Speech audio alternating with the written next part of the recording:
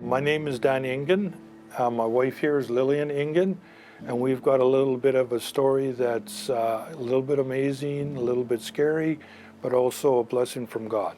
What happened was we were heading to Philadelphia, and when we're driving truck here, we're 700 to just about 800 miles a day sort of thing. I was feeling kind of tired and not really myself, so we ended up switching out, and then my partner, he took over, and he was driving, and then once we got down the road sort of thing, he started asking me questions, and I wasn't responding to him. Like I didn't know what was going on. At that point, he knew something was up, and then he took me to the hospital. The paramedics, once we got to the hospital, crawled into the truck and helped me out. He had ketoacidosis, where his body was attacking itself because he had a number of infections going on in his body, and then his sodium was dangerously low as well. The doctor basically told me, okay, you were close to death. I got this phone call. Could I call Dan? Because he's delirious, and Mike's got him going to the hospital, so I told her we were going to sit down and pray right then, and we did. He was in ICU, and they would let me talk to the doctor occasionally, but because of COVID, the boss wasn't able to secure insurance.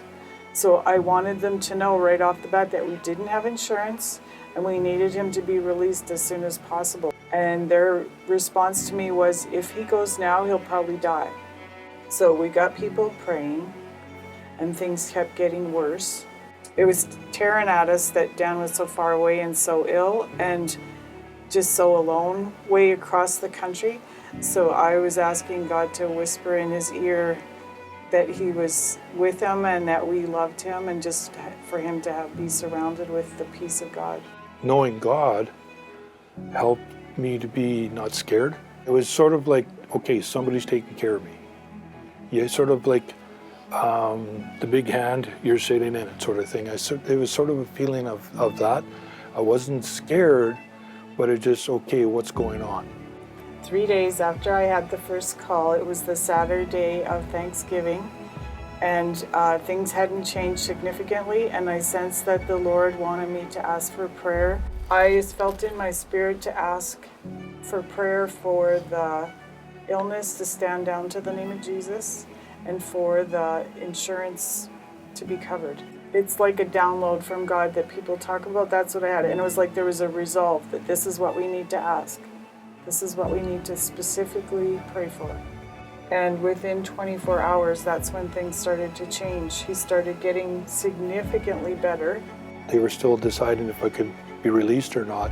That morning, early in the morning, I'm not sure what time, there was an older fellow come and ask me, just sort of, how are you doing? Things are going good, stuff out there. And he said, will you be able to afford to pay for this? And I said, no. They come and told me Monday morning that they were going to release me. They got me ready. I was finishing up my paperwork. She had 2 pieces of paper. The one I had to sign, and the other one she never showed me. But she says, I'm not sure what's going on here, but you don't have a bill.